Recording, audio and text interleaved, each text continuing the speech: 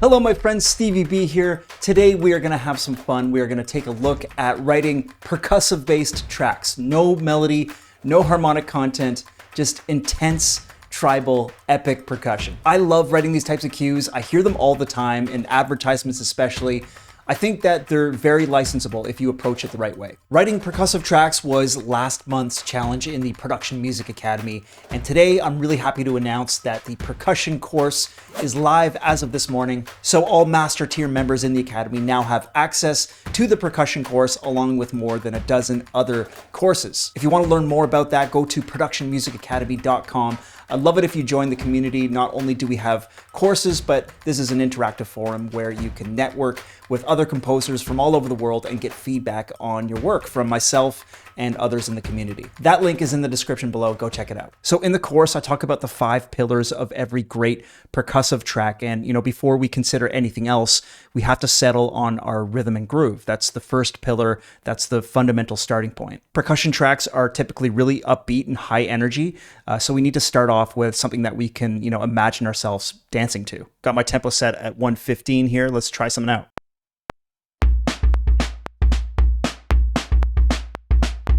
Okay, I'm just going to quantize that, and I'm going to come into the MIDI here, and I'm going to fix the velocity so everything sounds nice and even. I have a bunch of different kits here in my template. Let's copy this into my Bad Jack kit, into my Bonham Sizzle kit. And from here, I often just make adjustments to the velocity of the kick or the snare depending on the kit. I'm going to bring the Bonham kick down a bit.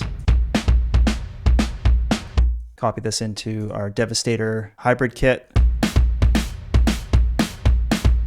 And underneath that, I got my Cerberus kit. This is more like orchestral percussion. Again, just going to quantize that and consolidate it. Everything all together sounds pretty good so far. And, we could come into the MIDI for everything, add a bit of swing to it perhaps. Now, another pillar of every great percussive track is adding spatial and textural elements. In my opinion, it works best to have, a balanced contrast between tight beat elements and other samples that can provide a bit of depth and texture for the beat. So for example, I got these stomps here.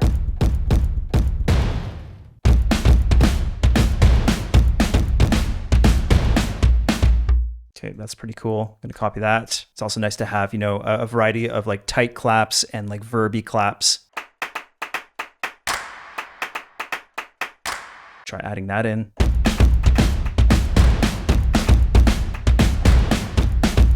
Maybe like a snap and a tambo.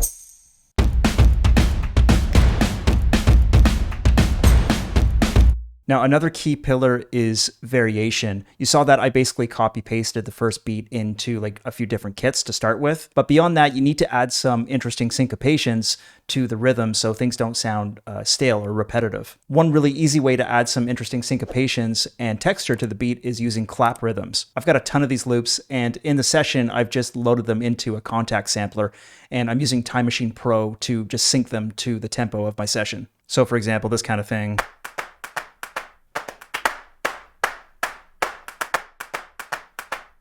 Let's try adding a few to the beat.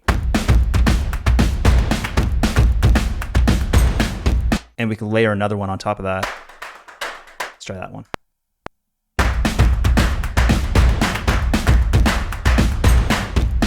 And maybe I'll just adjust the volume a bit on these claps.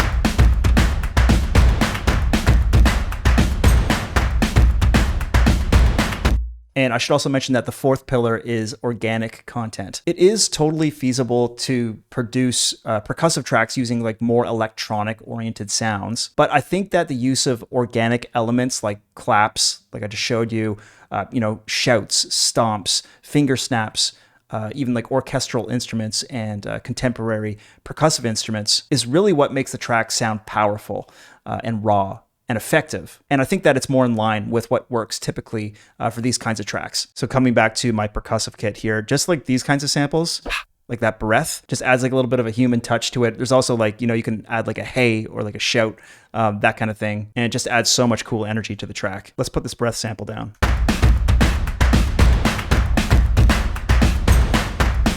Just listening to this percussive track on its own. Super cool. And that leads me to the last pillar, which is sample selection. I would highly recommend sourcing your sound selection ahead of time in order to build the right textures and create the necessary depth in your mix. It's going to require some layering and careful selection of samples to bring your track to life. And that goes for, any style. Sample selection is absolutely crucial. So let's take a look at the finished track from the course here. This one already went live on Motion Array a couple weeks ago. And you'll notice, of course, there's quite a bit going on in this session. There's a lot of transition samples, trailer hits, risers, downers. I'm using everything in my arsenal to infuse maximum excitement and energy.